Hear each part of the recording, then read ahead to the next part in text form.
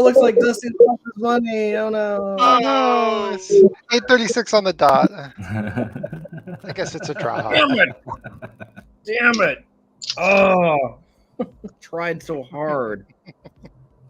What's up, everybody? Happy Thursday. Hello. Hi. Hello. It's gonna be one of Ramel's backing out slowly. He's just the I feel the Homer Simpson meme beginning already. How's everybody doing? Oh, we got Drew in the basement there. Should we let him in? No. In the Okay. basement? Yeah. Oh, there he is. There he is. Damn it! Hey, Basement Drew, how are you? Are you asleep? Sorry, I closed my eyes for a little bit. Just be glad I'm here. I'm here. I'm glad you're here. Although I usually feel like there has to be a sign of life check when you send those food pics. I haven't done that in a while. Come on, please. What do you mean? It was like last week. It's my birthday is the last time I sent you pics like that. It was me that raised the stakes with the chicken skins. Which, by the way, my wife never heard of that. Yeah. We were talking about going, have you ever heard of this crap? And she's like, no. Okay, imagine eating cold fried chicken and just peeling off the skin and just eating that. That's what it tastes like. That sounds fantastic. Yes and no. Sounds like it could be dangerous. It is dangerous, very. All right. Well, welcome to the Lore Games, everybody. Lore Games is your 30,000-foot view into the adult fantasy universe. This is where we kind of make all the magic happen and set the stage for all the future stories to come. We're going to try something new tonight, something that we were playing with over the break.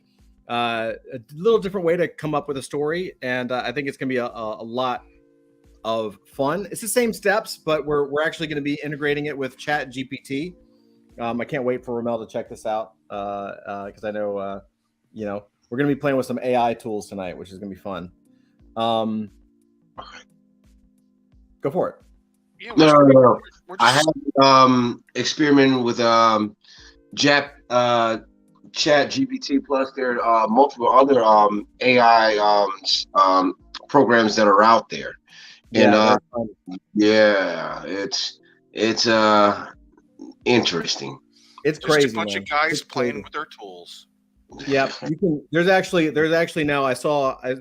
now even video, AI video, where you can have like human beings, well, they look like humans talking, reading a script that an AI wrote. Like it goes full bore now. So we're into the land of you can't believe everything you see anymore. Not that you couldn't before anyway, but now it's like not even like actual people, and it's crazy. It's awesome, and scary, and all that good stuff. So, and the face swapping apps keep getting better and better too. Where it's getting harder to tell. It's getting very, very weird. So might as well use it to our benefit. You know what I mean? I think it's gonna be pretty cool. So sure, use it as a tool before it dominates us. We work for it. Skynet. Absolutely, it's on its way. It's pretty much absolutely there. Yeah. I every time I think of simulation theory as a joke, it becomes more and more apparent that it's probably not. Yes. And the Matrix is broken. Yeah. Pretty much. Mm-hmm. Who we have on deck tonight? I'm going to go through this really quick so we can jump in because I was running a little bit late tonight. We've got Dusty Sky, Zachariam, aka Zachary Arbella. We've got We Are Farmers, aka Ramel Davis. We've got Flint the Barbarian, Avery Butterworth, Andrew Charper. How you guys doing? Everyone good? Doing good. Oh, wait. Yeah. Flint the Barbarian. Uh-oh. We broke Ramel. We are farmers. Oh man. Yep. So We're going to go ahead and jump. Fuck it. We'll just jump in. Why not? We'll just jump in tonight. Let me hit the present button. Let me get the thing up. Pull it up here. And yeah, we'll talk about what we're going to do tonight. And why is it not showing this entire screen? There we go. Okay. Word up. There we go. Cool. So normally the way we work in the last version of the game, someone's got a little bit of an echo, so I'm just going to mute. Oh, Ramel, that might be you, buddy. How the fuck? Okay. You got to have headphones, man. All right. That's all right. No worries. You're good. So volume 1 and volume 2, the way we set up Lore Games was we had one column of cards that we called Microscope because it was based off of an RPG called Microscope. It was kind of a way for everyone to kind of put their voice in, create some cards, and basically just kind of have an aha moments. Like, what if this happened? What if that happened? And then as we moved through the story, we got a little tighter with the story circle, and then we went full bore with the real one sheet beat sheet, which is like the really detailed thing. It worked. We got some phenomenal stories out of it. But one of the things that we wanted to address and try to move into was a little more to have the ability to have you guys in the community and in chat engage with it. So we started to experiment over the break with ChatGPT as a way to see if we could use our lore game structure that we've already invented and battle tested and got some great results with, and actually include ChatGPT to provide some more options to story beats. And it, not only did it come out great, what we think is going to happen, and again, this is an experiment, but what we think is going to happen is that at the end of tonight's episode, wherever we are in the new creation process, there will be several options, almost like multiple choice questions that actually directly affect the story. And then we'll be able to take those, pop them in to Discord, and then everybody in the AFM has like an entire week where they can go in, they can vote for whatever they want. And then after that, they can kind of come back.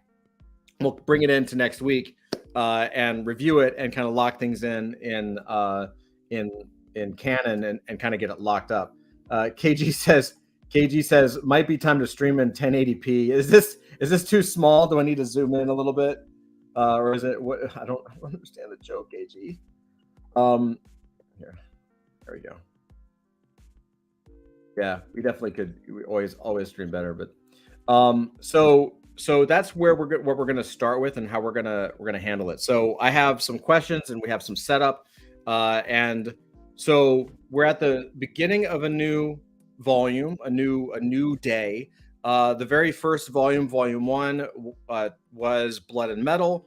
Blood and Metal turned into a novel that Zachary Arbella is writing right now. Volume 2 turned into we're calling it The Cult for right now. And that was a really cool story that eventually evolved into the backstory of Cobalt Fox, which is pretty cool. And so now what we're going to do is we're going to actually use our lore games mechanics and our gameplay combined with ChatGPT to block out and kind of work on a comic book series. And so here's what I think would be great for our first attempt. So one of the main characters that we want to focus on this year is 344. So 344, I should have the image up. I don't. Dusty, can you pull up an image of 344? Just because I have like all screens completely taken up. If you haven't seen it, 344 is a derivative from the Bored Ape Yacht Club. It's my ape. And so there's a couple of reasons we want to do this. One, it's a fun character. Two, we've done a lot of voting on character, like who likes what character over last year. And 344 is always near the top. Also, to be straight up, there's a lot of heat on Bored Ape Yacht Club because they're like the #1 project in the space, lead ship, at least right now. And so there's a huge, there you go. That's 344. So there's a huge community around Bored Ape Yacht Club. So it just makes a lot of like basic marketing sense to use something that a lot of people are going to be attracted to because of Bored Ape Yacht Club. So we're going to kind of combine all of those things and really go after it. So cool. Let me just rearrange. There we go. So we're going to go ahead and start his story. And so 344, what we're going to do is, I think what we should do is kind of wrap it into a 6-issue miniseries. I will say this, and these guys on the panel know it. If we decide, well, here, that's actually the first thing. Do we want to treat it like a 6-issue miniseries? Do we want to treat it like a 2-issue thing, a 3-issue thing? What we should talk about how we want the book to feel, and then we can start digging into like plots and tagline synopses, and we'll actually have ChatGPT come up with some stuff. Yeah, Andrew, you've raised your hand.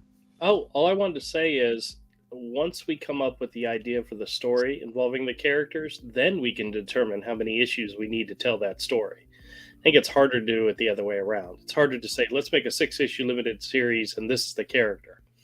Not with ChatGPT. It's actually okay. it's actually way easier. Okay. I turn it over. You are 100%. We are doing it completely backwards. But I want to go ahead and try. I think I'd be used to that, Yeah, for real. Seriously. We'll try it like this. You're not wrong though. You're actually very correct.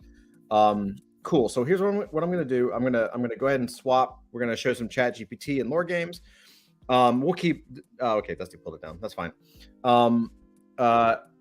So here's what we should do. Let's talk about this. What I'm gonna do is, I'm inside of this Lore Games thing. I'm gonna pop open a couple of lines. We have title, tagline, main characters and descriptions, supporting characters, names and descriptions, plot synopsis, plot twist, key locations, estimated ticket sales. That's actually for fun for ChatGPT in a minute. So I can put that there. So we don't have to come up. This is the great thing about this. We don't have to. We get to be free, and we can just come up with the things we want to come up with, and let ChatGPT kind of run with some of the other ideas. So, do we have? Is there anything that hits on the top of your mind when you see that 344? Do we want to talk about main characters? Do we want to, there's a lot of ways we could go. It's like, because we're at the top of the stack, we could do anything from simple things like, we could start with ChatGPT and say, write a plot synopsis for a blockbuster Hollywood movie, combining this movie with that movie or whatever. Or we could just jump in and actually start dissecting ChatGPT. Maybe that's a better way to do it. In fact, let's just start. Fuck it. We'll just start it. This is going to be a little raw because we've never done this before, like in this format. So what I'm going to do is I'm going to pop over to ChatGPT, and I'm going to copy paste the exact same thing that's over here, Lore Games. The only difference is that I have write a plot synopsis for a blockbuster Hollywood movie in this format. So it's going to give us options, right? And we can do as many of these as we want. Yeah, make it a cross between Hellboy and Infinity War. Infinity Gauntlet. Okay, so I want to make sure. So how can we frame this without it actually using characters from Infinity Gauntlet or Hellboy? Because it'll cross. It'll cross the characters. True. Well, when you cross it, what it'll do is it'll start with Hellboy and end in Infinity Gauntlet. Okay. Well, let's do this. We'll add those. Let's experiment. Let's add those elements after it comes up with something. Mm-hmm. Right, and we can modify it. It's like add elements from Infinity Gauntlet or an action scene or whatever. Let's just see what happens. All right, here we go. Cool. Let me refresh. If I wait too long, a riveting plot line. Yeah, I know. Fart. Good night, folks. All right, here we go. The Lost City. There you go. Discover the truth behind the legend. Main characters: Jack, Sophie, Kelly. Now, Chris, I didn't tell it 344. So I actually need to go do that. I need to say the main character is actually, hey Dusty. Yeah. Do you have the 344 bio handy by any chance? I like do. all this stuff written? Yes, I do. Awesome sauce. Actually, you know what? I might actually, I can pull it up in a different window. Dusty did a lot of hard work this week. Copying, like getting all the copy for our characters in here. So we can educate ChatGPT. Let's see. It would be in, what's it under again? It's in characters, right?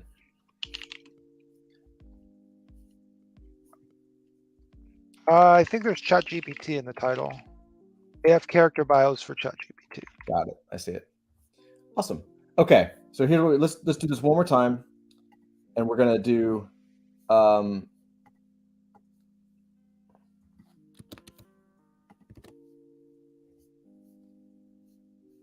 write plot synopsis for Hollywood movie in this format, in the format below.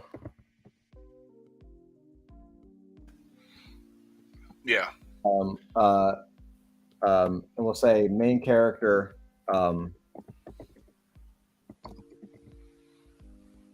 and character name, say name and description. I'll just put it. Maybe I'll just put it in the what?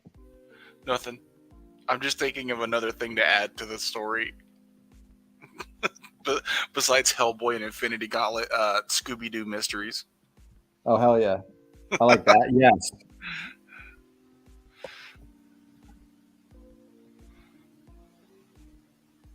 I wonder if I should put main character names and descriptions. I should go ahead and put it in. Let's see what happens. All right, so that's the bio from 344. All right, so now let's see what happens. We may want to remove the did you know, or it might confuse it. Fair enough. Could get confused. Should we? Yeah, I really tempted to put in like Scooby-Doo mysteries meets XYZ, but I think I want to. Let's see what happens first. The Gamma Cruiser. The tagline: "The fate of the world rests on one man's apathy." That's pretty good. Main character: a powerful and apathetic test subject with extraordinary abilities. Supporting characters: Dr. Johnson, Agent Smith, the President, the alien leader. Okay, I'm liking this.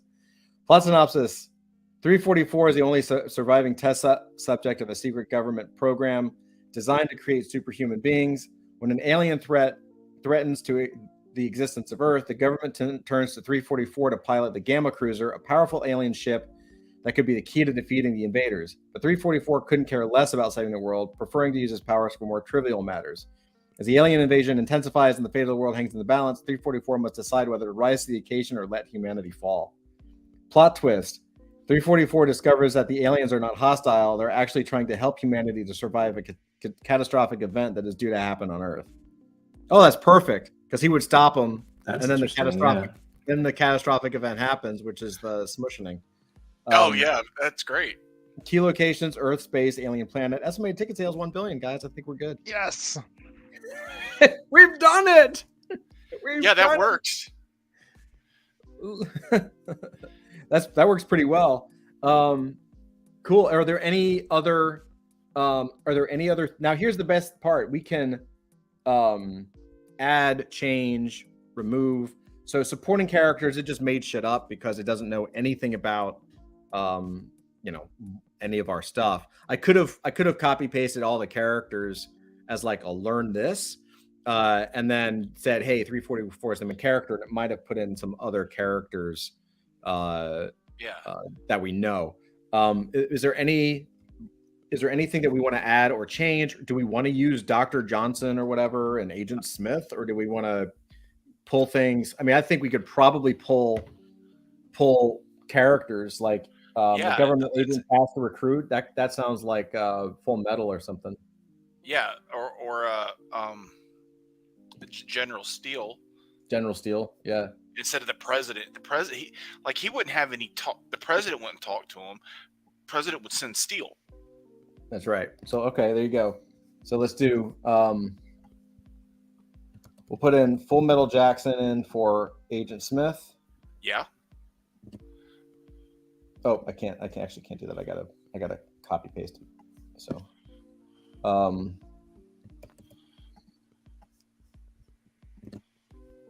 okay. Okay. So we've got Full Metal Jackson for Agent Smith, and I'll put his bio. Well, actually, you know what? I think that's okay for this. I can include his bio in a minute. The president would be General Hurricane Steele. I think that's completely accurate. He's not the leader of a country. He's not the leader of a country. He's a military general. leader. Yeah, military leader for Special Task Force.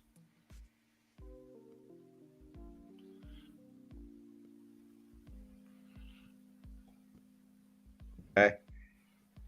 MK says it fits, and he's laughing. KG says success. MK says it's a Bruckheimer film in the making. Yeah. Totally. And you guys, chat, feel free to jump in. Like, there's zero. Like, we don't know what the absolutely. Okay, an alien leader. That's fine. Dr. Johnson, the scientist. I mean, that pretty much. We have some scientists. Do you want to use? We could use. Yeah, use your Kang guy. Well, we could use Pink Wasp or Stanwell Perpetual. Probably Stanwell, right? Yeah. He's more the Reed Richard character. Yes. All right, Stanwell Perpetual. And so we'll say let's call it character. Oops. All right, so now what we'll do is I'm going to copy paste bios. Yeah, this is already easily a four issue miniseries. Because the action scenes are going to be big and take up like entire pages for like one scene. There's going to be a lot of splash pages. You know how it is. I'm always like, I'm always down because I'm like, of course you want like the most pages and the biggest book and all that, but I also want to make sure that we're not overcommitting. I want to make sure that we, like once we greenlight it, we're going to production. So I want to make sure that we can like deliver. You know what I mean? Because doing just FYI chat, like doing a 4 or 6 issue limited series is not small. No, it's a lot of work. A lot of work. We're talking probably. 6 months would be amazing. We're talking like probably 8 to 12 months. Do you have to fix all the hyphenated words? Nah, I don't. Well, I think it's only hyphenated because the page is crunched. I think it's okay. So we've got here. I'll even help it out a little bit. So we've. Although it could be condensed down to like a 48-page one shot. It's probably possible. So these are main character. The main character is 344.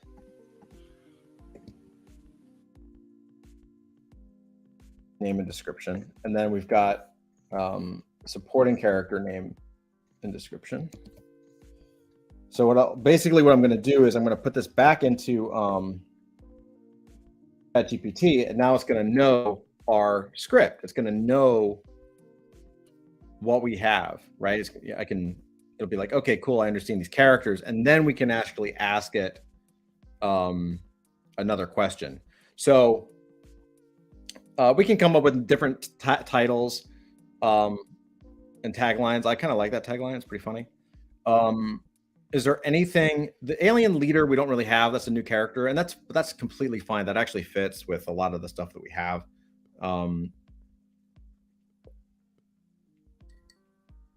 Hey, name. What's up, name? It says, oh, name is a professional video creator, perfect design. My profile name is Roxarity. Cool. Interesting. Yep. Appreciate it, name. Love you as always, name. So let's do this. How about we move? So the next thing that we would do is we could say create. So we got this plot. Let's do this.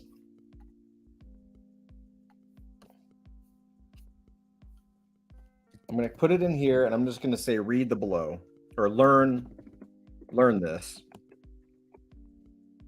And it's going to be like cool. Okay, read it, whatever. Store information. Yes. I'll define. I'll do it. Read this. They've updated ChatGPT, so it has like a.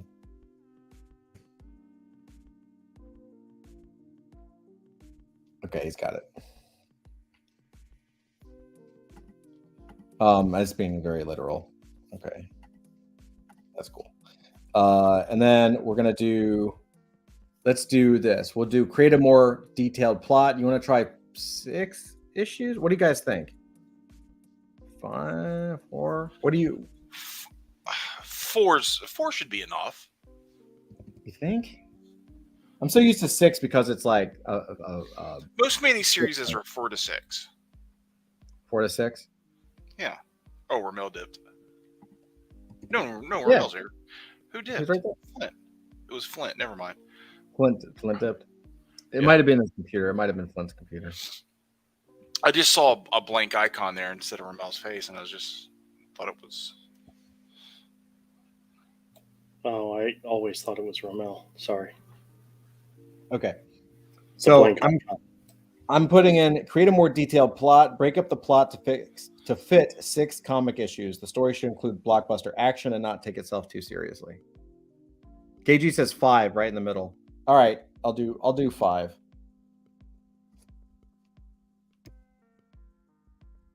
Do it. 2-1, the test subject. The story begins with the government's secret program to create superhuman beings, where 344 is the only surviving test subject. As he is the only one with the abilities to save the world from an alien invasion, the government agent Full Metal Jackson is sent to recruit him. But 344, who is more interested in using his powers for trivial matters, is not interested in joining the cause. He turns down the offer and continues to live his mundane life. However, as the alien invasion intensifies, 344 starts to notice the destruction caused by the aliens and begins to feel guilty for not doing anything to stop it. Issue number 2, the Gamma Cruiser. 344 finally agrees to join the cause and is introduced to the Gamma Cruiser, an alien ship that could be the key to defeating the invaders. He starts training to pilot the ship and discovers that it is more advanced than any technology on Earth. As he becomes more proficient with the ship, he starts to develop a sense of responsibility towards saving the world. But he soon realizes that the aliens are not hostile and they are actually trying to help humanity to survive a catastrophic event that is due to happen on Earth. Issue 3. Battle begins. With the help of the Gamma Cruiser and his extraordinary abilities, 344 joins the fight against the aliens. He leads a team of government agents and soldiers on a series of action-packed battles against the aliens. That's pretty cool. However, as the fight intensifies, 344 starts to understand that the aliens are not the real enemy, and he starts to question the government's motives. Issue number 4, the truth. As the battle reaches the climax, 344 discovers the truth behind the government's secret program and the real reason behind the alien invasion. He finds out that the government has been hiding the truth from the public and that the alien invasion is actually a cover-up for a much bigger conspiracy. 344 is faced with a tough decision, whether to continue fighting for the government or reveal the truth and risk his own life. Number 5, the final showdown. With the truth out in the open, 344 joins forces with Stanwell Perpetual, the scientist in charge of the test subjects, and Full Metal Jackson, the government agent, to take down the true enemy and save the world. The final showdown is a thrilling and epic battle filled with action and surprises. As the dust settles and the world is saved, 344 learns the true meaning of responsibility and sacrifice. The story concludes with 344 taking the Gamma Cruiser on an adventure to explore the universe and find answers to the questions about his own origins. Ooh. Ooh. What do you guys think? It's not bad. It's not bad at all. It's pretty badass. It's pretty amazing. Yeah. Yeah. Andrew's quiet. Listen to that. It's a story, but I don't think it's 344 story. But 343, 344, whatever. 344. What is it? Chat, what do you guys think too? MK says this is great. KG says this is cool.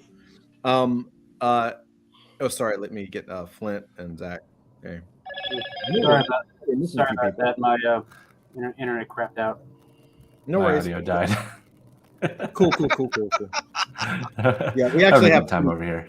We actually have pretty crappy weather going on right now.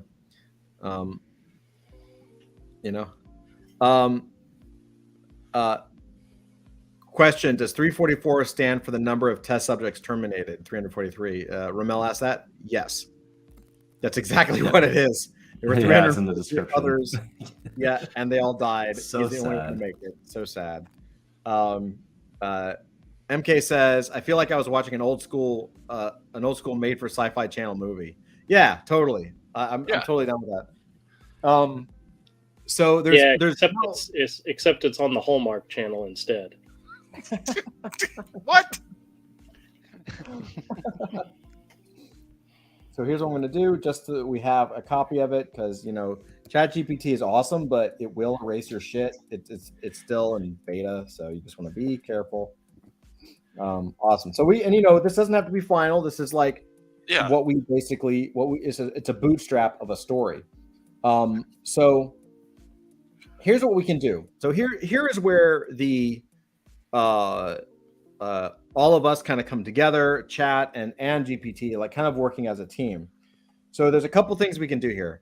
The next official step to go through is actually going through. We can actually jump to that thicker one sheet, the beat sheet. This guy over here, we can jump into this because ChatGPT doesn't get caught up. And basically, what we can do is just say, we just go line by line and start asking questions. Like, give us options for this, give us options for that, right? And it'll start to give us options. Now, we don't want to just completely rely on ChatGPT. We want to go in and actually make it our story. So, is there, let's go through the issues and see if there's anything we want to add and kind of tweak, or anything we want to change, just to give it a little more flavor. Drew got no time for that touchy-feely stuff. Well, let me see this, Andrew. What do you I know. Okay, so go ahead, and there's no harm, no foul. What, you're not a big fan of the story, and that's cool, or at least you don't feel like No, it's not that. It's just that I think going from off the title or the catchphrase for the story, it's more of one of those things where, in my mind, the hero fails, but everything turns out okay in the end. In this story, he changes his mind, fights for the good guys, and saves the world, and that's not his story. We would have to change it, I think. But I think there's more. I think there's more irony in 344's story, and I don't think there's any of that here. You could easily insert Steve Rogers into the name 344, and this would be a Captain America story. Fighting for the government, realize the government's actually the bad guy. It's not really an agent, and it's not really an alien invasion. It's something else, and he fixes everything in the end, goes off and saves the world. But the character of 344 to me is more cynical, more blah. Did you ever read the comic Major Bummer? Oh, sure. Okay. It was the one where this alien wants to make a superhero, and he has this formula that he injects into a a human and they become a superhero. And it gets screwed up. And instead of going into the proper test subject, who is this really great, person, it goes into a guy who's like a lazy SOB and, would rather sit around playing video games all day than save the world. And 344 kind of reminds me of that. But there's none of that in the story synopsis.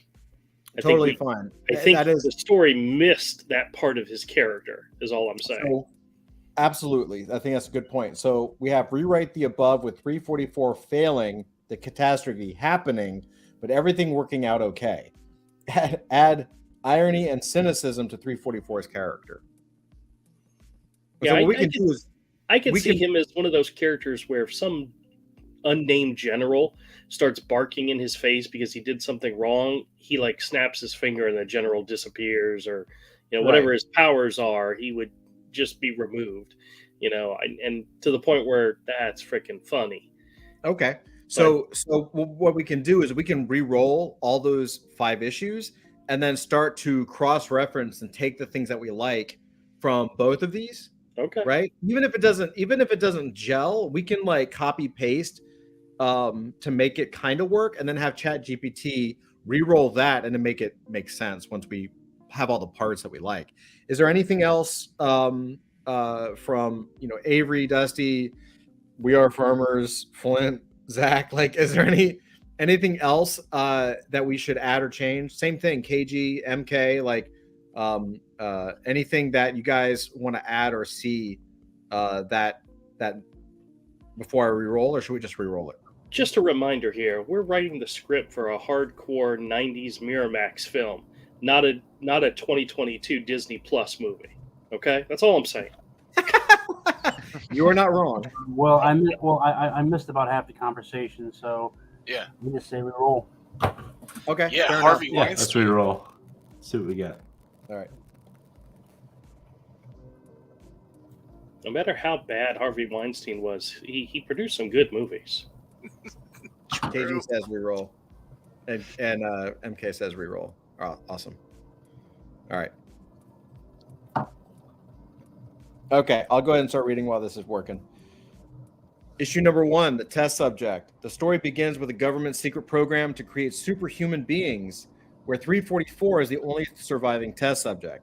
As he is the only one with abilities to save the world from an alien invasion, the government agent Full Metal Jackson is sent to recruit him. But 344, who is cynical and ironical, took it just very literal, is not interested in joining the cause. He turns down the offer and continues to live his mundane life. However, as the alien invasion intensifies, 344 starts to notice the destruction caused by the aliens and begins to feel guilty for not doing anything about it, anything to stop it. Oh, hold on a second. Avery, this would be a good point to put in one of those Hellboy references. Like, remember when Hellboy was a little kid and he ate pancakes for the first time, and all the demons go, "Oh, we found the pancakes, it's over." Maybe there's something that the aliens destroy, and 344 goes, "No, you can't. That's my favorite." Like, maybe he favorite pizza place. Yeah.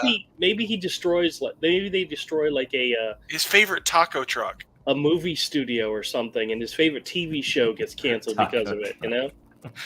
His favorite taco truck is funnier. Favorite taco truck. I like the taco truck. Yeah. Or they blow, or they blow up like a or accidentally, because they're not trying to destroy the world, really. Yeah, but still, some shrapnel hits his taco truck. Come on. That would be just devastating for. That pissed me off.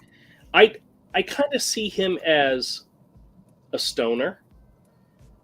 Maybe we don't focus on that, but what's something that would piss off a stoner? Blow up his favorite taco truck. Yeah. That would get him.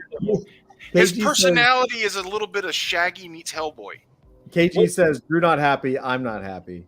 What's the I forgot the comedian. He was making a joke about the war in Afghanistan or the war in Kuwait or wherever it was, and he was saying, liberals weren't getting behind it, and all of a sudden one of the terrorists killed a puppy, and they went, "Oh no, now it's on. Now we got to go destroy him." We got to find that silly, stupid thing that 345 would go, Okay, that's it. I got to get involved. 345. 345, 343, 357. 357. I'm not good with numbers. I'm even worse with words. You guys should know that by now. Says the writer. Galaxy says, not much pisses off a stoner. Maybe running out of food. That could be blowing up the taco truck. That would do it. Yeah, his favorite taco truck. That we could that might do it. So we can add that. So just FYI, I kind of cruised through this. So what it did is it changed the beginning to basically say he was cynical and ironical. I'm going to go ahead and copy paste that because I actually do think it's a little bit better than what it was before. And then what it did is it kept everything the same. I'll read through it again just for Flint and Zach. But the big difference is in issue 4 and then issue 5. So everything else, issue 2 and 3 are the exact same. But I'll go ahead and read it just so we can have some context. KG also says, or destroys his favorite dispensary. Yeah, fair enough. Okay, I'll read the whole thing again, top to bottom. Issue number 1, the test subject. The story begins with the government's secret program to create superhuman beings, where 344 is the only surviving test subject. As he is the only one with the abilities to save the world from an alien invasion, the government agent Full Metal Jackson is sent to recruit him. But 344, who is cynical and ironical, is not interested in joining the cause. He turns down the offer and continues to live his mundane life. However, as the alien invasion intensifies, 344 starts to notice the destruction caused by the aliens and begins to feel guilty for not doing anything to stop it. We can change that because I agree. I think everyone has some good ideas. I like, his bodega / favorite dispensary gets blown up, and not only is he doesn't get his stash, but he's like starving now. Well, and it doesn't necessarily need to be the aliens blew it up. Let's say the aliens, one of the ships lands in his neighborhood and crushes the dispensary. They weren't trying to destroy it. They just need a place to land. And it's and the taco truck and the taco truck was parked outside this dispensary because know your audience. Avery, here's the scene. It's the street. It's a street where you get the dispensary and the taco truck's out in front. Yeah. And he's watching the news, and all of a sudden the ship lands on top of the dispensary, and he goes, "Oh my God, not my favorite dispensary!" And then it opens up like a doorway, and not a doorway, like one of those. Yes. And it comes down and it crushes the truck, and he's like, and it crushes the taco truck. Yeah, sure, perfect. Yeah, we will remember that. We will add that. Okay. Oh, let me read this AI shit. Boom. I'm just kidding. Issue number 2, the Gamma Cruiser. 344 finally agrees to join the cause and is introduced to the Gamma Cruiser, an alien ship that could be the key to defeating the invaders. He starts training to pilot the ship and discovers that it's more advanced than any technology on Earth. As he becomes more proficient with the ship, he starts to develop a sense of responsibility towards saving the world. But he soon realizes that the aliens are not hostile, and they're actually trying to help humanity to survive a catastrophic event that is due to happen on Earth. Issue number 3, battle begins. With the help of the Gamma Cruiser and his extraordinary abilities, 344 joins the fight against the aliens. He leads a team of government agents and soldiers on a series of action-packed battles against the aliens. However, as the fight intensifies, 344 starts to understand that the aliens are not the real enemy, and he starts to question the government's motives. Issue number 4, the truth. As the battle reaches its climax, 344 discovers the truth behind the government's secret program and the real reason behind an alien invasion. He finds out that the government has been hiding the truth from the public and that the alien invasion is actually a cover-up for a much bigger conspiracy. Despite all of his efforts, he fails to stop the catastrophe from happening, and the world is plunged into chaos. Aftermath, or number 5, Final Showdown, whatever. With the truth out in the open, 344 joins forces with Stanwell Perpetual, the scientist in charge of the test subjects, and Full Metal Jackson, the government agent, to take down the true enemy and fix the situation. Despite the catastrophe happening, they manage to come up with an unexpected solution that saves humanity and the planet. It looks like it fits our thing perfectly. The final showdown is a thrilling and epic battle filled with action and surprises. As the dust settles and the world is saved, 344 learns the true meaning of responsibility and sacrifice, but also the irony of how sometimes the effort doesn't guarantee the desired outcome. The story concludes with 344 taking the Gamma Cruiser on an adventure to explore the universe and find answers to the questions about his own origins, but also maybe to find a way to prevent any similar event from happening again. Okay, the real bad guys behind the scene Mm-hmm. could be that rogue cult. Yep. Or the government is the rogue cult, right? Yeah, well, they've infiltrated the government. They've infiltrated a lot of stuff. Yeah, the one thing I'd be worried about is a couple things. First off, are they actually invading the Earth, or are they invading Hyper Brooklyn? Second, the last issue, the Earth being completely messed up because of the alien invasion, we might want to be careful about that, because that might have an effect on future storylines, and we're just getting started. Which part? Having alien? Say that right last part again. Scroll down to issue number 5. Issue number 5. Yeah. Oh. Well, sorry. I was looking at the other one. It's the same thing. It's the same thing. All right. Yes, I would. Oh no! Scroll up. Number 4. Despite all his efforts, he fails to stop the catastrophe from happening, and the world is plunged into chaos. That would be some. Honestly, I would do that as kind of like our equivalent of kind of like a Crisis on Infinite Earths. Not not like something that we do right out of the gate. But that's just me. Well, we need to. Okay, fair enough. I would say that we need to. So I guess my question then is like, is this the? So this has the opportunity to be the doorway that basically what happens to the Great Smushing. Oh, right. Okay. Oh, then never. It could be. I don't know. Yeah. Like that's what we're here I to say figure yes. out, right? We could like. Gilly.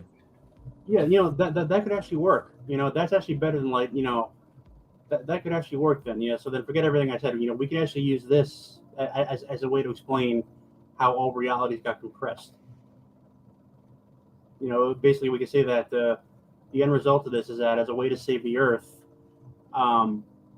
they basically went to a reality where the Earth wasn't invaded, and made that the prime reality, and basically compressed everything else into it. So the history got rewritten. Right, or you say this is the Great Smushing. This is kind of what happens, and we can put in all of our ideas from the stuff in here. It just has 344 as the lead, and then the way that Stanwell Perpetual and Full Metal Jackson help is by creating the Gloam, because we had talked about that anyway. Actually, creating the Gloam that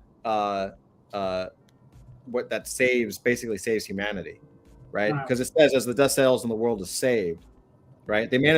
Despite the catastrophe happening, they managed to come up with an unexpected solution that saves humanity and the planet. Fair enough on the planet because it's Brooklyn or New York City, but which we can change now.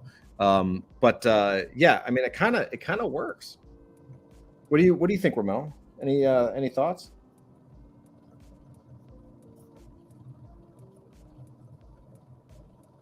You're muted if you're trying to say something. Oh, he's typing. Ramon, you can turn your mic on, bro. It's okay. Oh no, I don't want to irritate everybody with the feedback. No, you're Don't good. worry. Todd's taking care of that for you. Yeah, you're good. You're good. He's irritating enough, so You're good. No, man. what you were saying was that the smushing created by whatever spaceship that was traveling created like a wormhole to where you overlap one reality into a new one.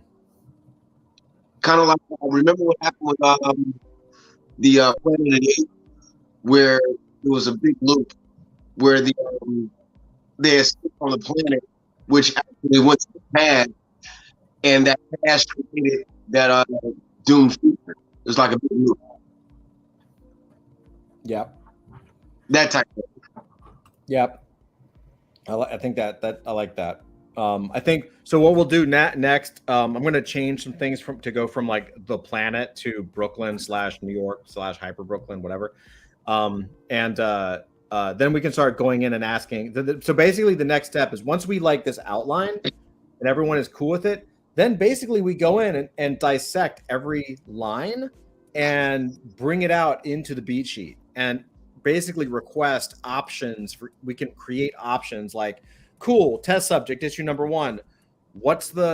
Give me an example. Give me some options for the opening scene. Like we actually go through the beat sheet, and now we don't have to worry about getting stuck, because even if we don't have an option, if none of us, if we're like, okay, what's the break into 2 for act 2? Like, what's the scene for act 2? And we're like, I don't fucking know. We can kind of bring in a little bit of ChatGPT just to get our brains working and start to think about stuff. So it's gonna help us kind of give us like some multiple choice options for every single step, which is going to be really cool. So that's when like he crashes into the taco truck and the dispensary or the wormhole. That's basically where that stuff comes in. So it's pretty cool. I love that gag. Yeah, so I actually like it. Yeah. I kind of want to ask this question. Mm-hmm. When you talk about 344, is his personality more like Hellboy or more like Hancock? Say that one more time. Is his personality modeled more towards Hellboy or Hancock? Did anyone else understand that? Hellboy or Hancock? Oh, Hancock or Hitchcock or what? Hancock or Hellboy? Oh, okay. Good question. I suggested Shaggy from Scooby-Doo crossed with Hellboy. That's kind of what I thought when I was making them. That kind of follows, yeah. I have an idea. We should make the Gamma Cruiser one of the characters in the story. Like maybe in order to have him pilot the cruiser, they've got to like mentally sync up, kind of like Pacific Rim. But her personality is more of like a nagging mother, and she's constantly chastising him for not finishing things, not going through with things. And I imagine at the final battle scene where he's trying to debate whether or not he should save the world or let it happen, she steps in and like decides for him. Just an idea to throw out. You like characters you like supporting characters making the main decisions. I like a good supporting character. The main characters usually to me don't change, don't grow. It's the supporting characters that are more interesting, to be honest with you. Mm-hmm. It's like, what's that old saying about villains? You got to have a really good villain to make the story good. Yeah. It doesn't have to be the hero that has to be good. The hero's going to win. I mean, that's the bottom line, but it's got to be a good villain. Like Darth Vader was an excellent villain, you know?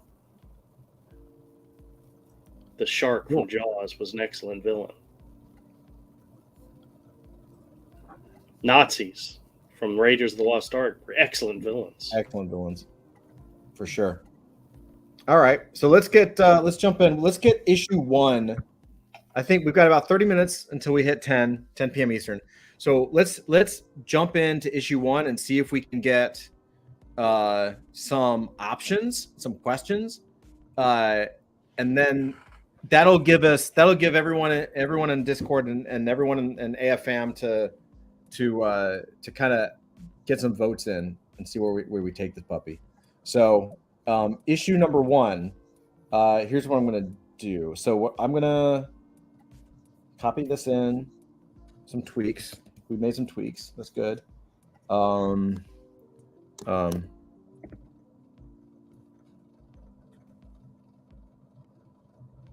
have no idea what it's going to say. It'll be like,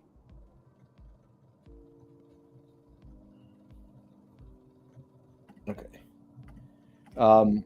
So now let's come up with, for issue number 1, we're going to go here.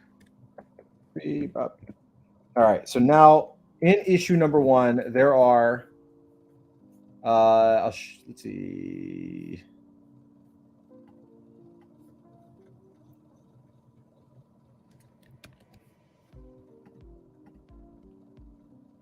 These are basically the things that we need to answer.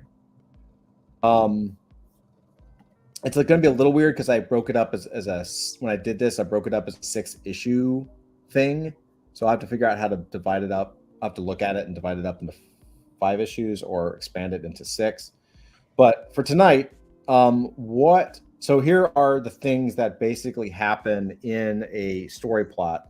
These are things that we've talked about before: the opening scene, the theme of the story, the setup, the story catalyst, meet the mentor, dark night of the soul of the first act. So let's create some options for the opening scene. This should show 344's current state and his world before the story begins. So what would be an option? And so what I'd love to do, and it's only possible if we're not inspired, it's totally fine. But I would love for us to come up with an option or two for an opening scene, and then we'll have ChatGPT come up with some options, and we'll just take the best 3 to 5, and those will be the multiple choice that we can then have the community kind of vote on. So what would be some options for the opening scene? So the story begins with a government secret program to create superhuman beings, where 344 is the only surviving test subject. So what would a really good opening scene be? Maybe he goes to the food truck and is getting food, and there's a crime happening nearby, and it's just like, I'll just get my tacos, and well, introduces apathy, So fair enough, but Flint, the opening scene would be the government is creating superhuman beings. Okay. Where he's the only surviving. So we want to kind of sum up that sentence. It's hard for me because I actually instantly think you know what? Okay, so I'm just going to throw something out there just to set the stage. I don't know if we can actually use it. Maybe we can because it's a homage to Hellboy. My all-time favorite scene in Hellboy is the pancakes thing, right? The pancakes.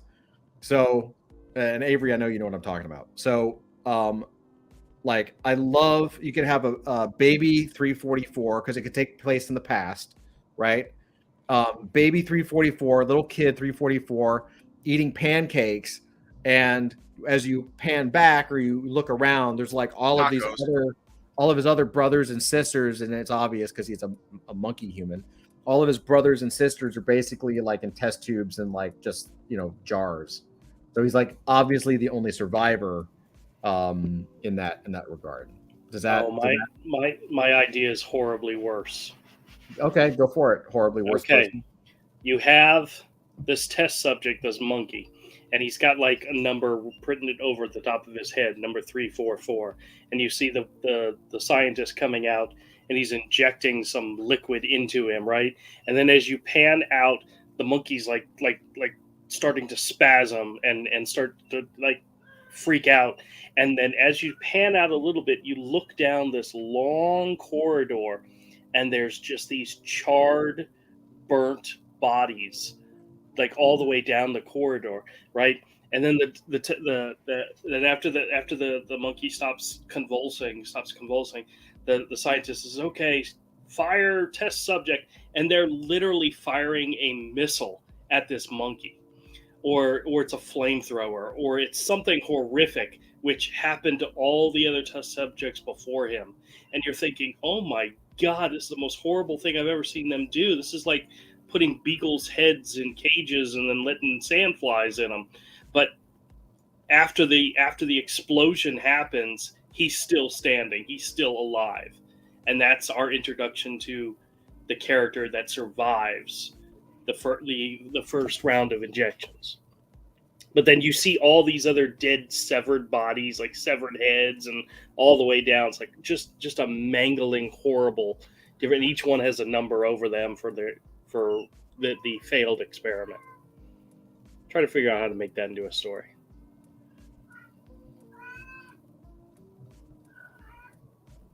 Yeah, and I imagine everything from like buzz saws to flamethrowers to rocket launchers. I mean, they've just, after they inject each monkey, they try to kill it, and they all either explode or die horrible deaths. Actually, let me add to that.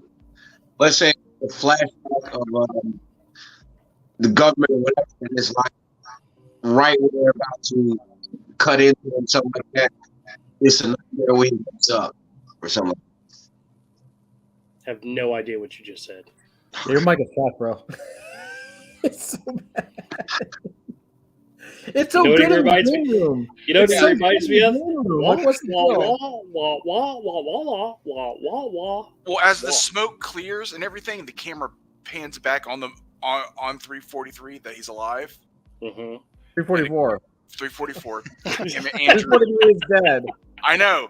At 344, the camera pans back at him and gets like a close up on his eye, and then as it pulls back again, it's him on the street ordering a taco in front of the dispensary from the taco truck, and then the government guys pull up in the vans and grab him and drag him into the van to go, hey, you got to come do this.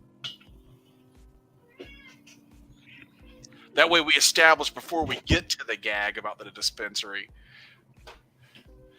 and the taco truck, we establish the love of the taco truck at the dispensary. You know what we could actually do? We could start it with number 343 getting the injection, and the doctor says, test subject number 343, and they inject him, and all of a sudden he starts convulsing and then explodes. Oh, yeah, that works too. It's like, okay, next one, 344, and they put it in him, and he starts convulsing, and then he stops. And they said, okay, now on to phase 2, and they shoot a rocket at him, and he's still there once the rocket, the smoke dissipates.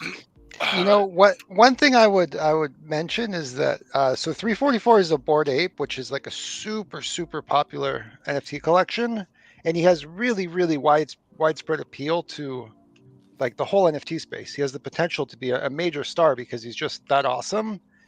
We may want to be very delicate about how we go about showing that all the Bored Apes are being mutilated and all this stuff. Like, well, then that might affect widespread appeal a little bit. I didn't really think about that. Like, there actually is a number 343, 342, 340. Like, it is sequential. So that's actually a really good point that I didn't think about. Thank you, Dustin. How about we use different animals, and maybe 343 is a bunny rabbit.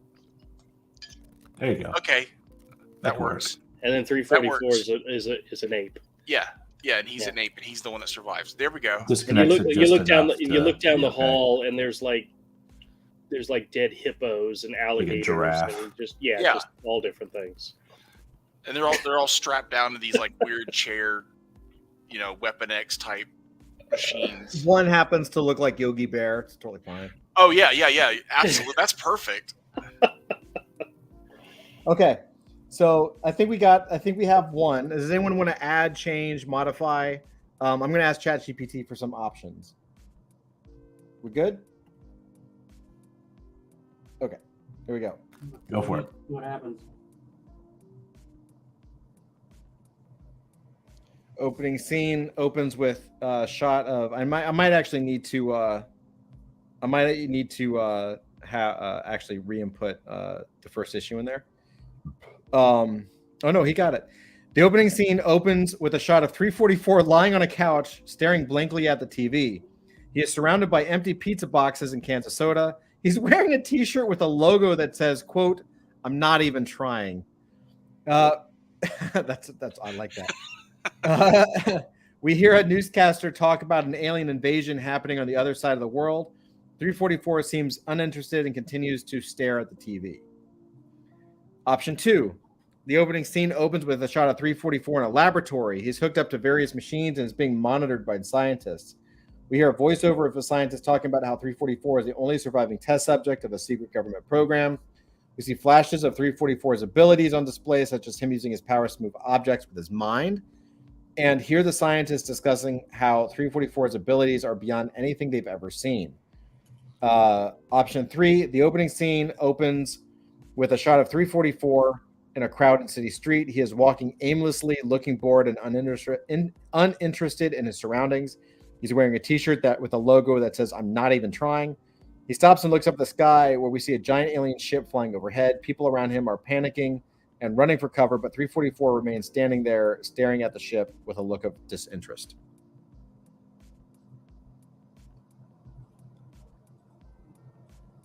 You like those as options? That's pretty fun. Yeah, I like the third one. That's pretty funny. Well, option 2 is closest to what we originally came up with. So, Yeah. We can put so what I'll do is I will copy He likes all of that these T-shirt. Yeah, that T-shirt's brilliant. That's I think interesting. we got ourselves like a new, we got ourselves like a new T-shirt. I'm not even trying. It's pretty fucking funny. 2 and option 3. Okay, good. Blah. Damn, done. Okay. Next, the theme of the story. So themes. These are most of what we're doing in terms of like structure is based on superhero, like the superhero film, like the superhero story structure. And the theme of the story is always good versus evil. It's not actually very limited. It's actually pretty big. So we need to create a quote or a theme stated that someone would say to 344 that kind of conveys the overall theme of the story. So here's what I'll do. I'm going to. It's Morbin time. It's Morbin time. Cool. No.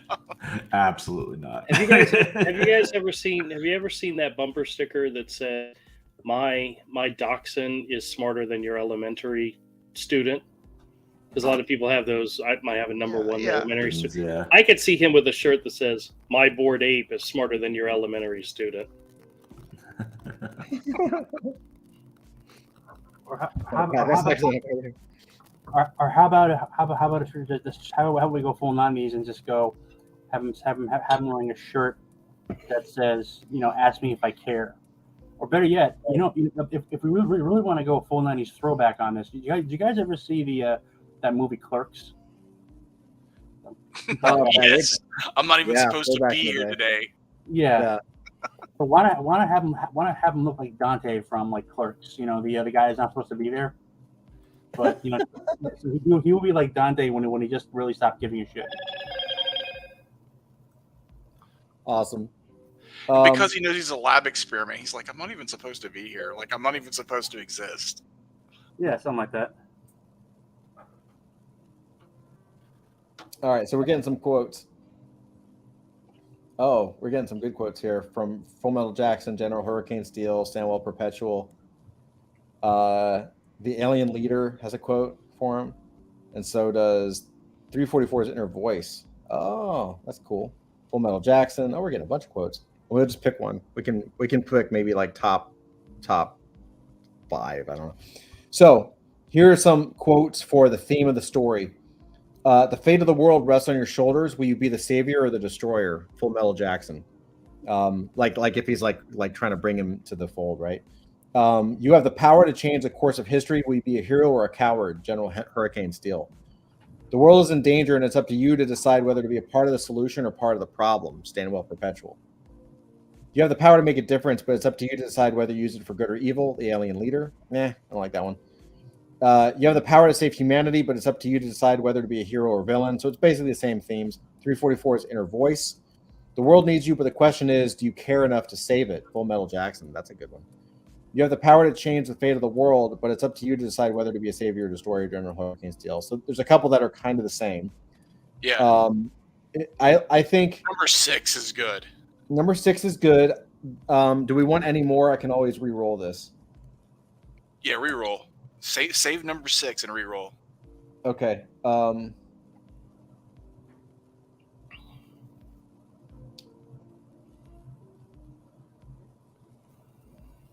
You have the power to save the world from an alien invasion, but you'd rather watch the Brady Bunch on TNT. You may not. That's not. You may not care about the world, but the world needs you to care. Oh, jeez. That's really good. Now we're getting back to the Hallmark Channel again. Sorry. Andrew just needs charred bodies and dead hookers.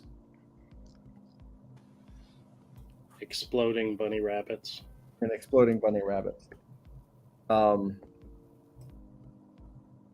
else is there? You are the only hope we have. You have the power. You are. MK Kronos says the Yahtzee of story making. Save 6 and re-roll. Yahtzee, it really is. It really is. I like it. Let's see. There needs to be. let's add something to the theme. Is there anything that we could direct the theme so it's not like you're the only hope, Obi-Wan? Like, is there any? I feel like we need to re-roll this. We got 2 that are okay, but I feel like we need maybe like 1 or 2 more. MK, I'm calling on you. Like, what is there anything we could tell ChatGPT to kind of modify the, you have the power to save the world, like, give it a little more, better theme. You know what? Maybe if I just take out create several options for a theme that's not good and evil, like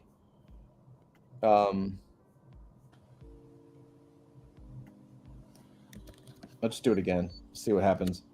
Don't include the theme of good versus evil, because that way it's not going to be like good will lose, evil will win. Let's see what happens.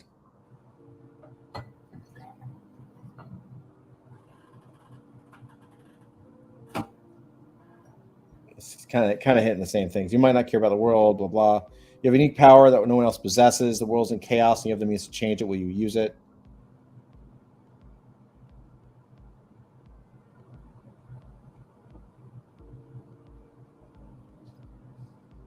Yeah, it's really pushing for it. You have the potential to be a hero, but the decision to become one is yours. That's kind of cool.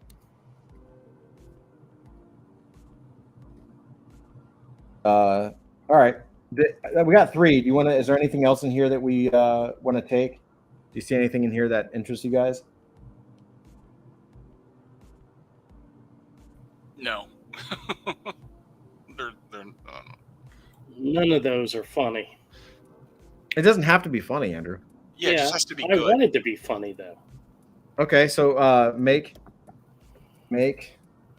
the theme, the stated theme, funny and lighthearted. No, ridiculous.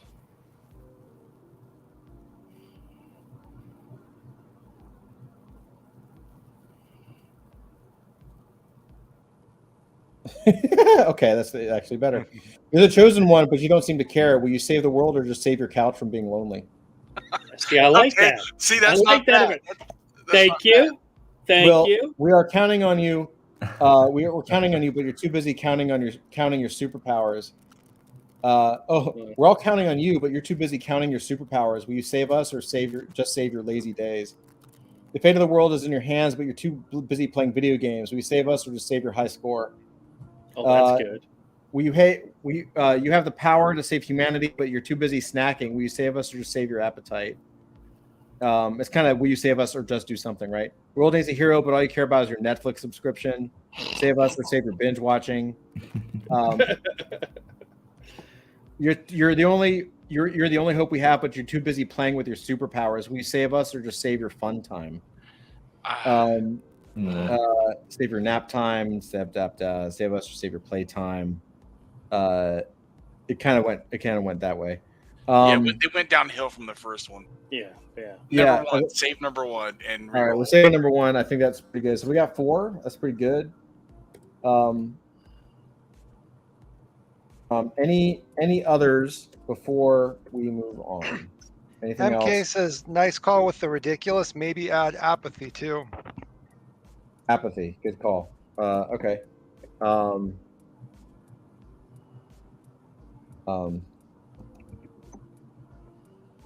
Add apathy to the themes.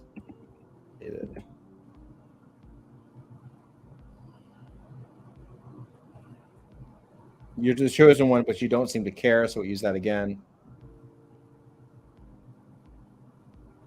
It's kind of re-spitting out the same thing. I guess it felt like it gave it enough apathy. I don't know. It's like, bitch, you take what I give you or not at all. Yeah, I think it's the same stuff. Okay. Good call though, MK. That was a good suggestion.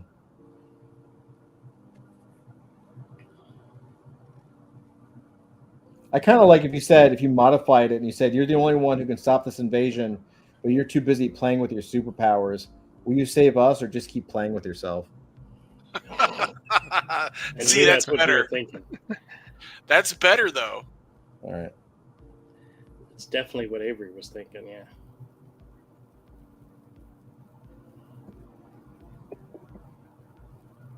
I gotta say, I love this because it's a little more it's less stressful, and it's got the same fun, and it actually is kind of bridging the gap to what we to the model that we all came up with the origin comic questions, right?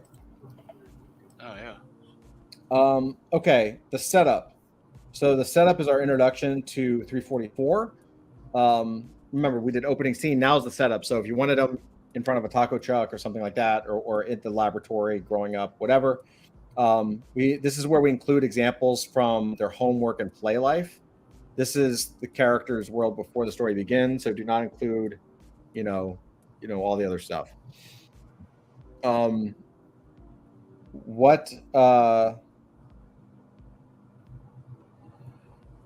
What would the setup be for issue 1?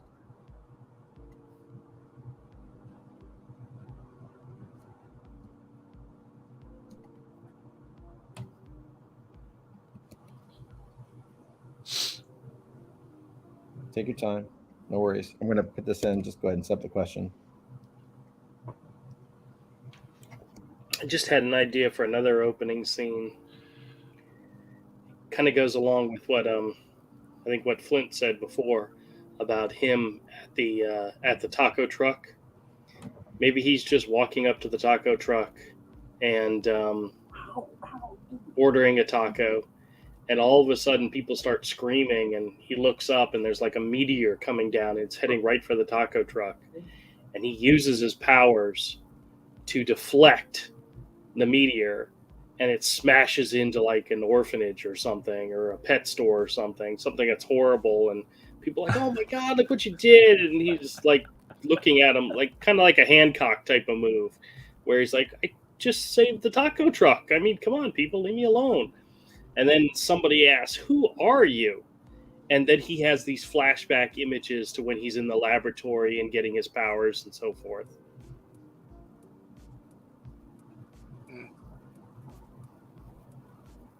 Oh, don't everybody else jump up with that good ideas. Romel likes it. There we go. Romel, we can write this damn book all by ourselves. He deflects it, destroying a nearby what? Make it something silly. Make it like a pet store with like or an aquarium or a fish store. Something nobody really cares about, but it's really sad about at the same time. I mean, an orphanage, people would care about that. An orphanage. I'm telling you, Andrew goes from like charred bodies, destroying an orphanage. We're like 5 minutes into this plot, and Andrew's murdered hundreds and hundreds of characters. I'm in a mood today, I guess. I don't know. I guess. Good job. All right, so I'm going to go ahead and roll. Again, maybe those will inspire us. We can always add and change. All we need is a couple of options. So.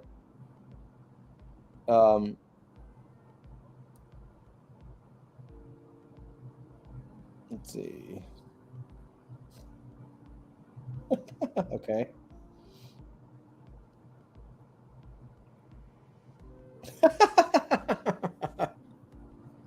That's pretty good. Okay, I'm going to start reading them as it's writing.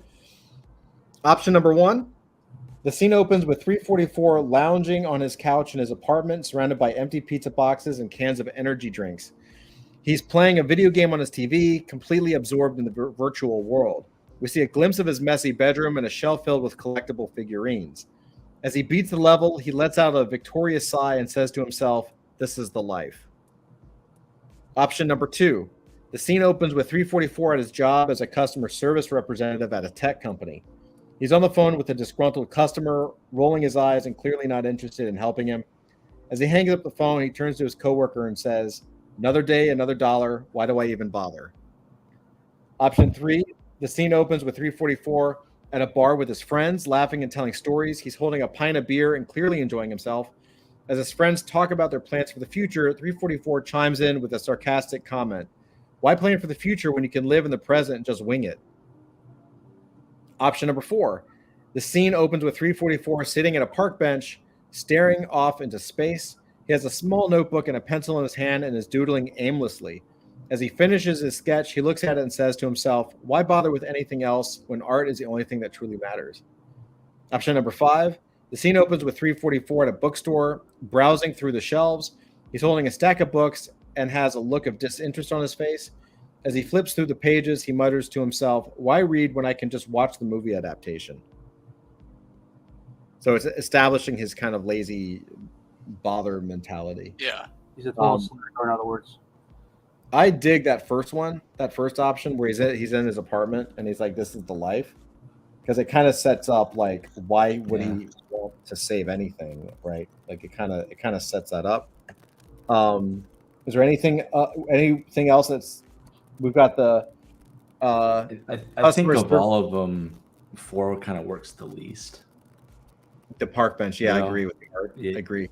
Yeah, with him, I don't see him as an artist. You know. Yeah, I think him at the bar kind of works because that's a little bit of the. I don't see him as having friends. That's a little bit of the 340. Well, him having although I will say him at a bar with friends or at least coworkers or people is very Bored Ape. That's kind of a very Bored Ape thing. What do you think, Dusty? You think does that kind of track? Yeah, that would definitely be a very Bored Ape thing as an option. Maybe, and same thing with the customer service rep. That actually at a tech company, that's kind of Bored Ape-y too. I think.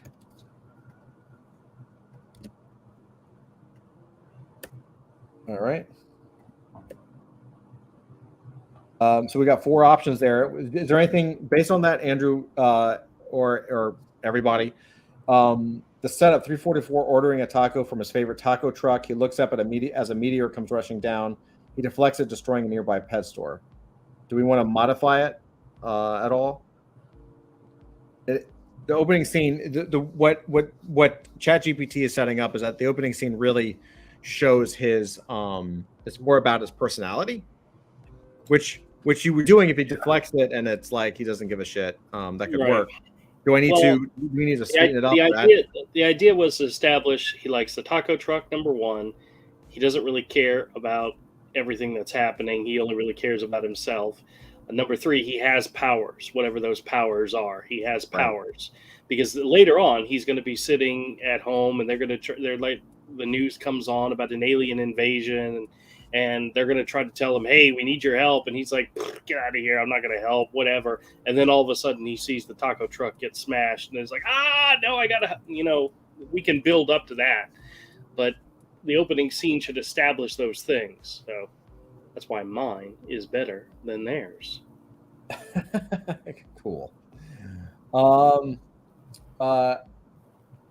Yeah, but the destroying it, the orphanage or whatever, straight up makes him a villain. Well, that's why I said make it into a pet store or something. That or still makes him a villain. Yeah, well, got to have it destroy something. He's not just going to make it disappear. I mean, he's got to be apathetic to it, Yeah, destroy the sidewalk. Well, do some. Maybe the meteor destroys. Maybe the meteor destroys something else nearby, and then he sees that, but then he just doesn't care because he'd rather just get his tacos. Maybe it destroys another type of truck, like an ice cream truck or something. He's like, I don't like ice cream. What if it's smashed into the local stadium when they're playing football? Ba, ba, ba, ba, ba, ba, ba, ba. No, you're so talking about going to a stadium with a football team, right? What? I got you. All right. Well, we'll leave it here. So basically, what I'm going to do is after this, I'll come back and I'm probably going to separate these so we have an example of home, work, and play, just to kind of give like a day in the life of the character. Him working at a call center is pretty good too. That's pretty funny. Whenever Ramel says, whenever he uses his mental powers, he gets a nosebleed. I eat a meteor. That's pretty cool.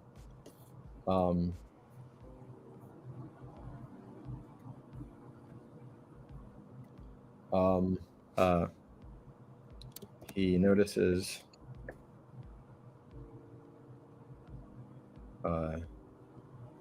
his nose is bleeding. Cool.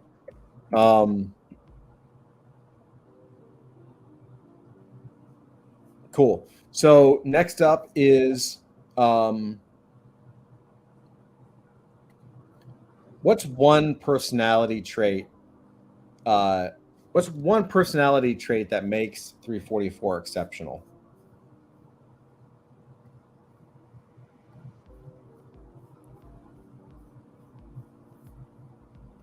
Basically, it's in the beginning, everything about 344 says he's not the right person for the job except this one thing.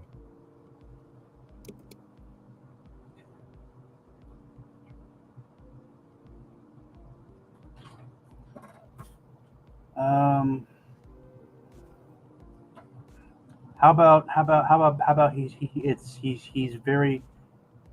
unflappable, imperturbable. Basically, nothing ever phases him. He's so laid back, or he's so burned out from life, or he's just so detached that you could open up a hell mouth in front of him and have all the hordes of hell come boiling out, screaming like blasphemous obscenities, and he would just say, "Oh, great, now this, now I got to deal with this." Right. Like that. Yeah. Is unflappable. That's a word that works. We get something. I think the word might be bored. Well, I would have actually used imperturbable, but Imperturbable. Imperturbable. Yeah. Not even sure how to Chaotic spell control. imperturbable. Unable to be imperturbable. Unable to be upset or calm or excited. Calm. Say that. So spell it in. Hold on, I'll paste it in the chat. Yeah, paste it in chat.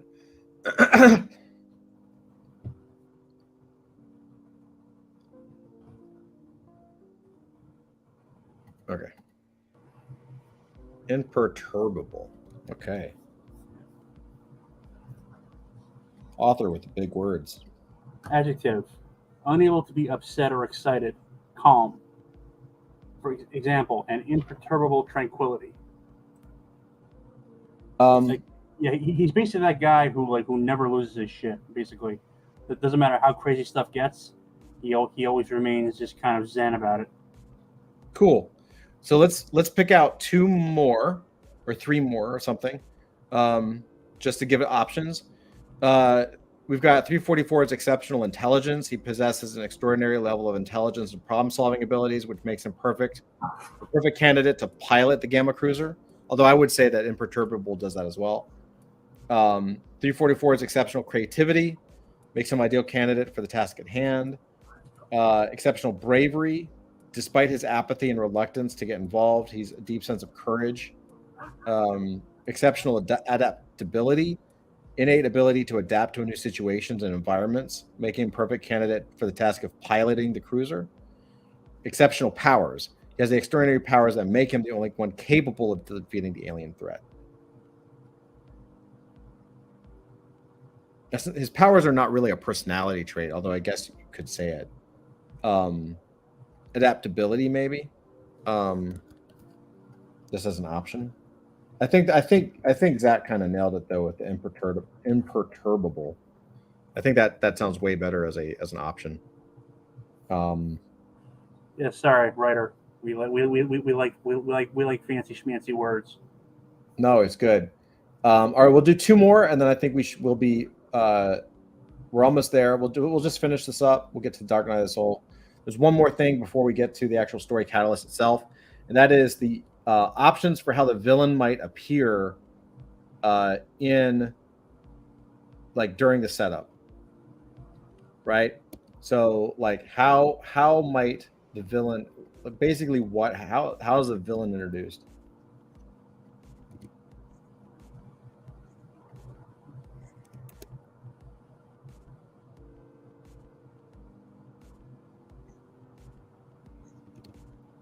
So who is the villain? Aliens. Right now. Mhm. Aliens invading Brooklyn.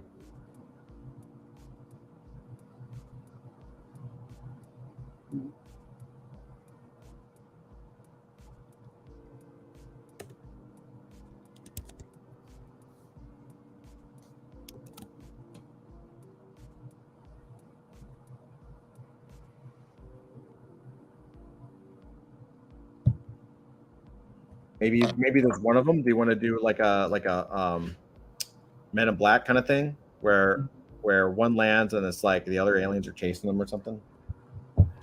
Do we want to tie this in with any other comics we're doing, or is this going to be a standalone? No, this. I'm hopeful that this is actually the basis for everything we do. So how about we, maybe we could say that the aliens are devoids people, Oh, sure. because that would also give us a reason to get her into the story. Get her, that would explain how she got into the the universe, how she ended up on Earth. So we could say that the alien, why are the aliens invading?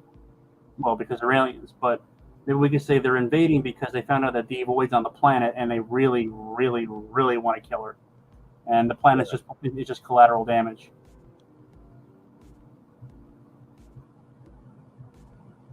They're chasing down Devoid. Yeah. So we could say that Devoid. But you know how it's like with Men in Black. The whole idea behind Men in Black is that Earth is basically like Casablanca, basically like a safe haven for aliens who want to hide. So we can see that Devoid ended up on Earth somehow. She's hiding out on Earth, or or they think she's on Earth. Mm-hmm. So maybe she's not actually here, but they think she's here for one reason or another. And that's why they're invading, because they really, really, really want to like terminate her with extreme prejudice. And if that means blowing up the planet she's actually on, well then, so be it. So just say la vie. Cool. I'm okay with that. Anybody else? Or I'll go ahead and roll. Hey, real quick, I'm just gonna share my screen for a second. Yeah, go for it. Got a little special something here. Uh-oh. This is thanks to KG from the Discord.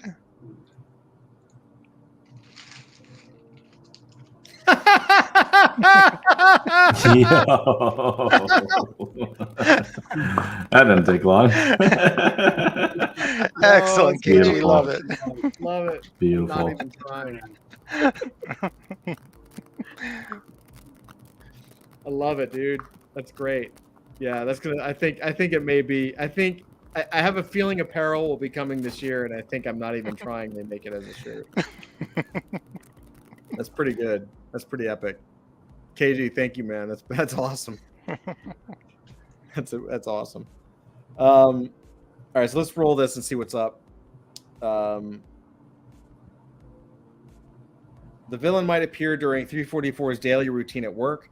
For example, 344 could be working at a boring desk job when the villain suddenly appears and targets him specifically, revealing that they've been watching him for a while. The villain might appear during 344's leisure time. For example, 344 could be enjoying a casual day at the park when when the villain suddenly appears and tries to kidnap him. The villain might appear at 344's home. For example, 344 could be watching TV when the villain suddenly appears in his living room and tells him that they know about his extraordinary abilities and they will stop at nothing to get their hands on him. The villain might appear during a dream. For example, 344 could have a recurring dream about the villain, and in the dream, the villain reveals his plans. The villain might appear during a close encounter with a strange being. For example, 344 could be out on a walk where he sees a strange being who might be the villain in disguise, and they start to communicate telepathically or something. I don't know if I like any of those. Let me try this again. But let me do this. Let me go ahead and... because it didn't seem to... It said the villain. It wasn't registering...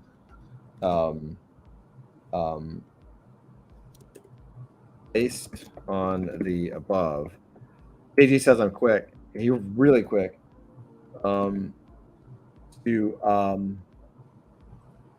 just see what it says for the story catalyst. Create options for the story catalyst.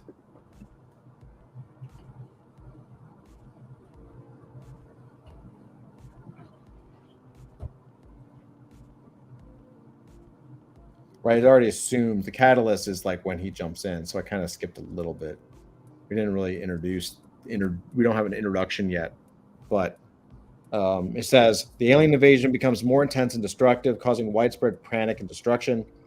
344 starts to see the devastation caused by the aliens and begins to feel guilty for not doing anything to stop it, because the catalyst is the thing that's going to make him like change to fight. 344's best friend or loved one is caught in the crossfire of the alien invasion, and he was forced to take action to save them. Government agent Full Metal Jackson continues to push 344 to join the cause, using persuasive tactics and promising to reveal the truth behind the secret program. 344 begins to have nightmares or visions of the alien invasion and starts to feel a sense of destiny or purpose to stop it. The aliens target 344's hometown or city, making the threat personal and forcing him to take action to protect his community. That's kind of a good one. I will say that the alien, how the villains might appear, the one thing we forgot was what Andrew and Avery kind of were coming up with about the alien ship. An alien ship lands. What was it? It lands. Andrew, Avery. Where it lands on top of the dispensary? Yeah, that's right. Lands on top of 344's favorite dispensary. Favorite dispensary.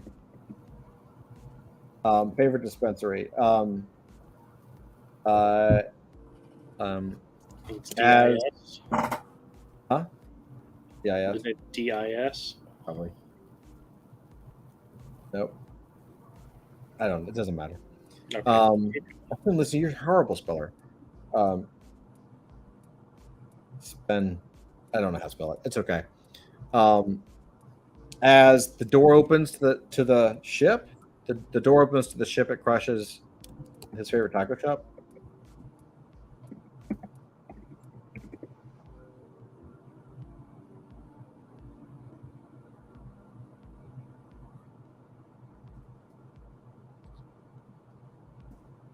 Yeah.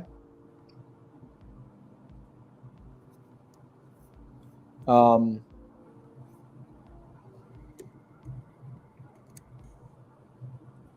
feel like we need another one in there, but I'm not really sure. I'll go back later and kind of check it out. So set up how the villains might appear, or set up in the catalyst. To the catalyst.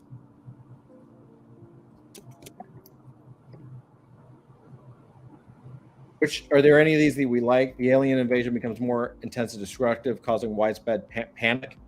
The devastation caused by the aliens begins to feel guilty.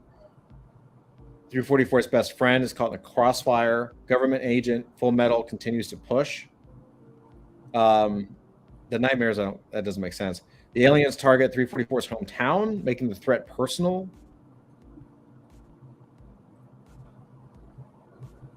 What motivates him to take action? Well, we know that 344 likes pizza, so maybe instead of it being his best friend or it's his loved one, it's like his pizza delivery guy is caught in the crossfire. Yeah. Oh, there you go. I love it. I dig it.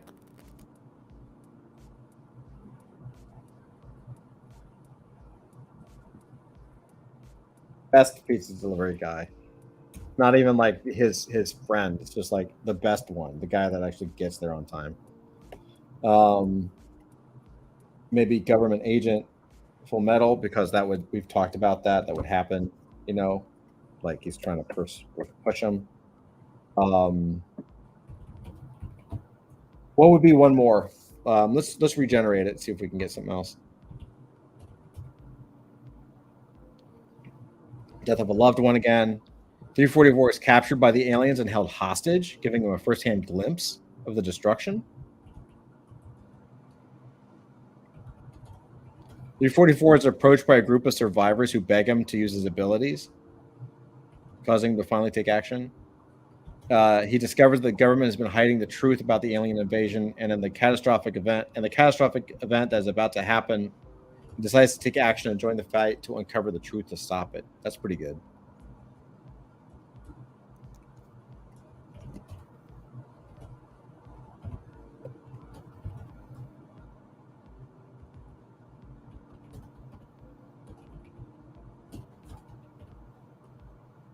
What do you think? Does that feel pretty good for that one? Yeah, that's fine. All right, so two more, That and looks we'll be good. quick. We're almost there. I know we're a little over, but you know, we're not that bad because I was late. Okay, let's meet the mentor. So sometimes the hero goes looking for the mentor. Sometimes the mentor goes looking for the hero. Sometimes they find each other by accident. I'm guessing this is going to be Full Metal. Do we have any ideas before I hit the button? No, I don't. All right, let's see. Jason is assigned to work with Stanwell Perpetual, the scientist in charge of the test subjects. Oh, I sorry, you said Jason. That's my demo. When I did my demo, I just used the name that the ChatGPT came up with. So Jason is 344. 344 is assigned to work with Stanwell Perpetual, the scientist in charge of the test subjects, to learn more about the Gamma Cruiser and his powers. 344 is captured by the alien leader, is given ultimatum to join them or be destroyed. The alien leader becomes his mentor and teaches him about the true nature of the alien invasion. 344 is approached by Full Metal Jackson, a government agent who becomes his mentor and guides him through the government's secret program and the alien invasion. 344's mundane life is interrupted by a series of strange events that lead him to an old, wise, and mysterious figure who reveals himself as his mentor. So it's just giving me general stuff because it ran out of characters. 344 is forced to team up with a group of misfit heroes, each with their own unique abilities and personalities, and together they discover that their mentor has been secretly preparing them to fight the alien invasion. So that would give a door to other AF characters. Is there any thoughts?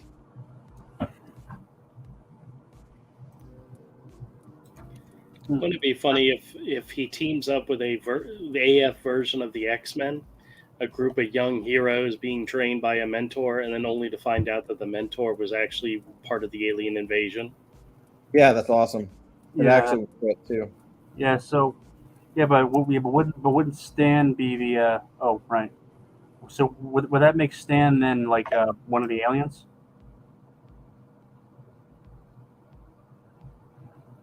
I mean, it could be, but it also could be a different mentor. Right. Or maybe it's an alien pretending to be Stan, like a Skrull or something. Right. Well, Right. So we have one for Stanwell, we have one for Full Metal, we have one for Group of Misfit Heroes. I think that's kind of cool. I see which one I kind of like. I kind of like. I'm tempted to do the Misfit Heroes because then you could do kind of like this weird fucking X-Men thing. You know, he's brought into like the X Mansion basically, and you're like, we could introduce a whole bunch of characters that way, which would be pretty cool. And they all die horrible deaths, like in Deadpool 2. Charred bodies, Andrew. Charred bodies. Love it. What is the Dark Night of the Soul, the first act? This is the moment when our hero must face his own deepest doubts and ask the question, why him? It's the moment the old world has pushed him out and he must become something new if he wants to survive. He has no idea what he's really getting into.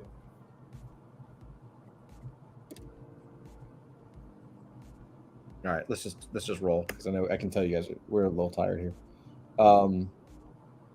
After rejecting the government's offer to join the fight against the aliens, 344 starts to see the destruction caused by the invasion in the news and on social media. He begins to feel guilty and starts to question his apathetic attitude. As the alien invasion intensifies, 344's friends and family start to be affected by the destruction, so let's go back to friends and family. He sees the pain and feels like he must take action. 344 starts to have nightmares. I don't like the nightmares thing. Let's get that one. 344 starts to see the effects of the invasion on the environment and nature. He starts to feel a sense of responsibility towards the earth. I don't think that's his character at all.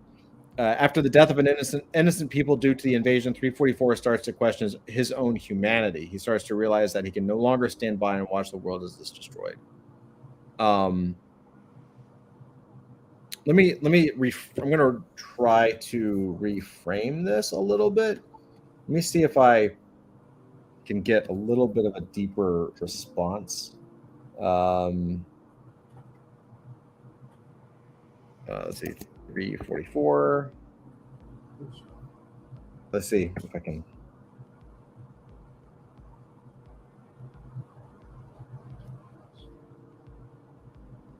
Yeah, this is a little better. Okay, these are a little better. Okay, so after experiencing the devastation caused by the alien invasion firsthand, 344 is plagued with guilt and self-doubt. He begins to question his own worth and whether he is truly capable of saving the world. He falls into a deeper depression and isolates himself, unsure of how to move forward. So I don't know about the whole question, his if he's truly capable of saving the world. Although I guess he has to kind of think about that. But I like, he falls into a deep depression and isolates himself, unsure of how to move forward. Is pretty cool. In the midst of his training to pilot the Gamma Cruiser, 344 is faced with a series of seemingly impossible tasks and challenges. He begins to doubt his own abilities, although I don't think that happens in the first issue, so I don't know if that works. As 344 uncovers the truth behind the government's secret program and the true reason behind the alien invasion, he's faced with a moral dilemma. He realizes the government has been hiding the truth from the public and that the alien invasion is actually a cover-up for a much bigger conspiracy. I kind of feel like that comes later. It's taking Dark Knight of the Soul from the whole thing. Nightmares and flashbacks. Struggles with the weight of responsibility placed on him. He begins to question the purpose of his own existence. He's plagued with thoughts of insignificance and the futility of his actions. He is consumed by feelings of apathy and detachment and unsure of whether he truly wants to save the world or not. That's actually a gem. That's perfect. That's really cool. It's super dark. Yeah, it's super dark. But it makes sense for the character. And I also like the destruction firsthand. Like maybe he's actually starting to give a shit. Is there any other? I don't know if does he discover the truth this early on in the issue. I got to look at the issue copy. He doesn't really, according to this issue, he doesn't really notice. He doesn't know that he doesn't know that it's like a government conspiracy yet. If we keep that, so maybe we just have two. Are you guys comfortable with that, or should we try to roll it again just to try to get another one? We can Good enough for do one more. I would say. All right, let's see what happens.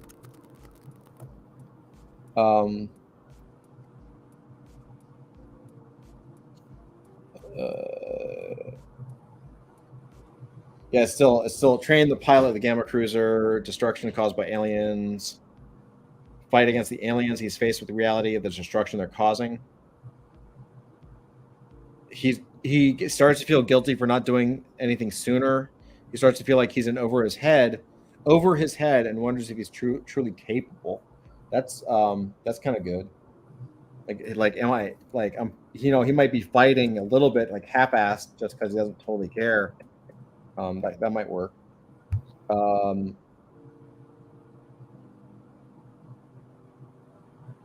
mean, it makes sense if he discovers the government's secret program, but he's not going to really understand the reason behind the alien invasion.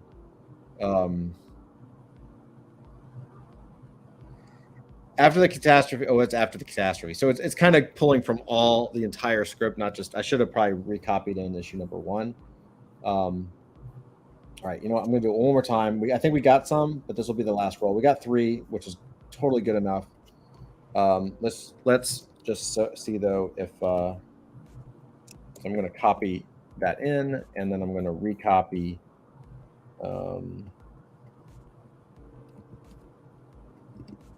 That, see if it.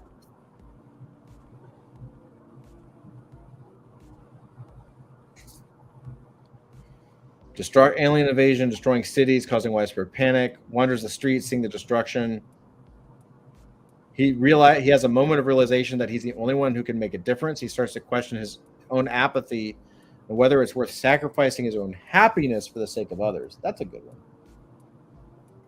That's actually a pretty cool one. Okay, let's see what else we got.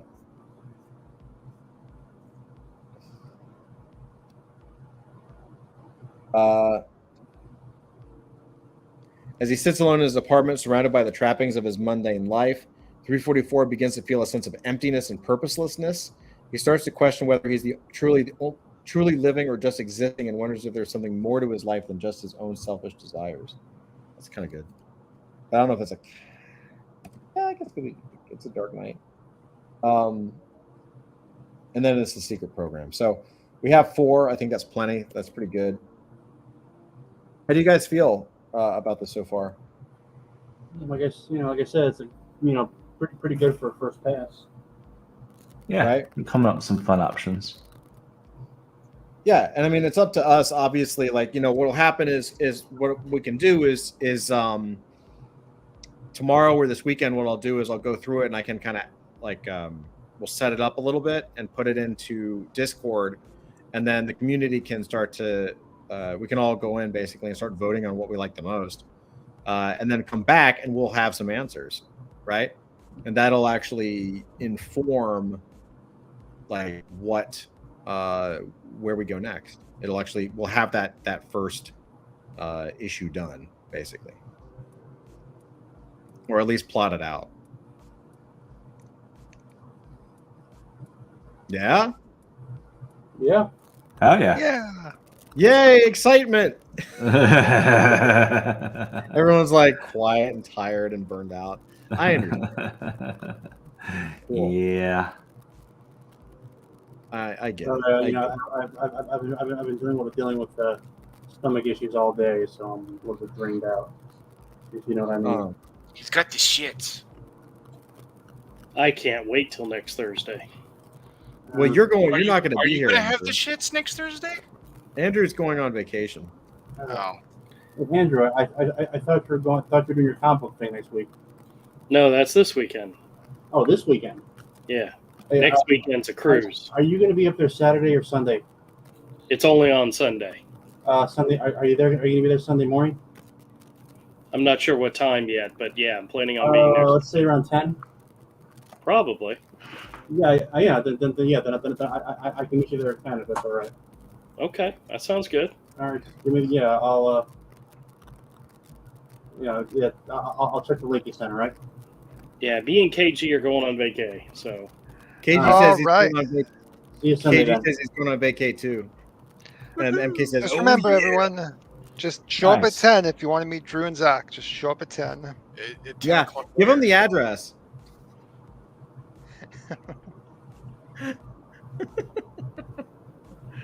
Oh, guys. Well, I think this is actually pretty good. How do we feel like as a group? Well, KG says, except I'm going to Brazil. Where you going? I'm going Brazil's on a cruise pretty nice. ship to the Bahamas, but I'm not getting off the ship, so You don't want to go on the Bahamas? Why don't you want to go to the Bahamas? I have no interest in going to the Bahamas. You just want the cruise ship? Yeah. It's all about the buffet, isn't it? No, there's also a casino. That's true. That'd be nice. I love cruises, man. I really do. They're great. How do we feel about, really quick before we go, and we'll jump, but like, how do we feel about the format so far? Like, everybody, is it pretty cool? Like, I mean, we're getting answers. We're getting at least I suggestions. think it's working. Yeah. Cool. Awesome. I mean, at least it helps brainstorm, you know? Yeah, for sure. MK says, loved Manaus, my favorite project. Enjoy. I don't know what that is.